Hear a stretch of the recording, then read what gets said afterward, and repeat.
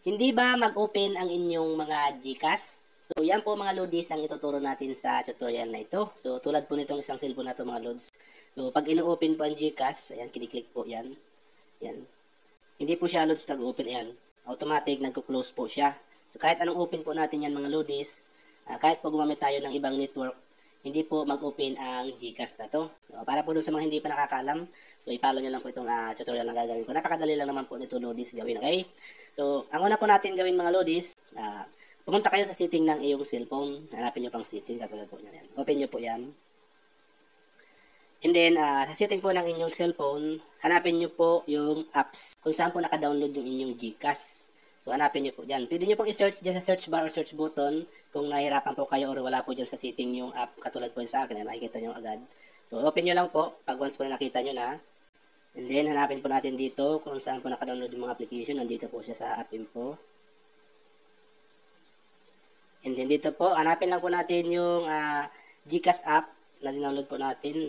Yan po, GCash app na. I-click lang po natin yan. And then, ganito po ang lalabas niyan. So, dito po, ang gagawin po natin, hanapin natin itong storage. Minsan po nasa baba yan, minsan makikita nyo agad naman yan. Storage. I-click nyo po. And then, lalabas po ito. So, ang gagawin po natin dito, Lodi, mag-clear cache po tayo. Pwede naman po kayo mag-clear data. So, paalala po mga loads, pag clear cache, yung cache lang po ang i-remove natin, yung mga exist data po. Pag clear data po, pag click nyo po yan, malalag out po or mawawala po yung account yan na nakalagin sa inyong GCash apps. Pero hindi po ma-delete yung inyong account, hindi rin po mawawala yung pera ng inyong GCash, yung laman po ng GCash nyo. Bali po, ang mangyayari lang yan ay malalag out lang po dyan sa inyong GCash apps. Okay, so huwag kayong mag-worry kung mag-clear data kayo or mag-clear cache po kayo. So dito, ang gagawin lang natin, kahit clear cache lang po, okay lang yan. So ito po yung kasi yung cache nyo. So yan po yung isa sa mga dahilan kaya minsan hindi umu-open yung ating mga GCash, lalo na po kung matagal na natin hindi ito ginagawa. At kung saan po tayo gumagamit ng network or kung saan po tayo pumapasok ng mga website or internet po mga lodis. So i-clear cache po natin yan. Yan. Pag once po na na-clear na yan, ang next step pong gagawin natin, back po tayo. Yan. Sa pinaka-home ulit, hanapin mo ulit ang setting ng iyong cellphone. Yan, balik yung setting ng iyong cellphone. Yan.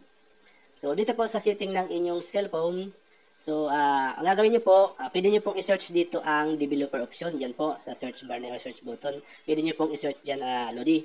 Or pwede nyo pong hanapin, nasa about phone naman yan, mostly about phone, my phone, or phone info, or app info mga Lodis. Or sa system, or setting, yan po. Pwede nyo, iba-iba kasi ang setting ng ating mga cellphone, di ba? Basta hanapin nyo lang po ang developer option. Yan. Andito siya sa akin sa system. So, kung hindi nyo mahanap dito sa system o dito sa ibang setting po ng inyong device, pwede nyo pong i-search dyan. Yan. So, dito, i-click lang natin to.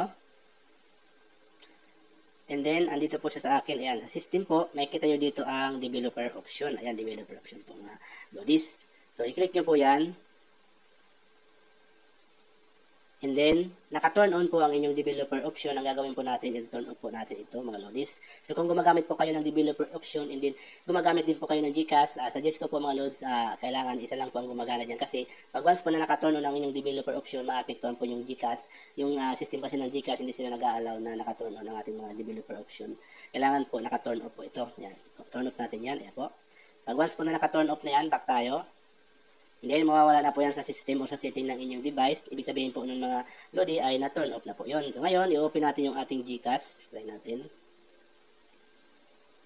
Ayan. So, kung mapapansin mo, wala na siya dito nag-pop up dito kanina. Ngayon, ganito na po ang lalabas yan. So, ilagay nyo na lang po ang inyong impin.